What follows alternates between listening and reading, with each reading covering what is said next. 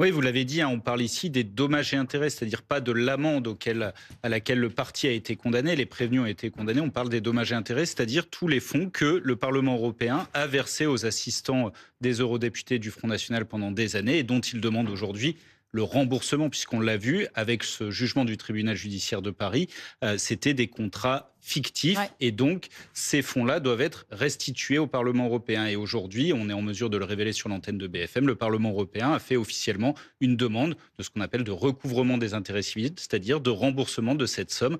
Vous l'avez dit, 3,5 millions, alors c'est un petit peu moins, hein, 3 millions 247 000, mais auxquels s'ajoutent aussi 200 000 euros de préjudice moral et Ah oui. 80 000 euros de frais d'avocat.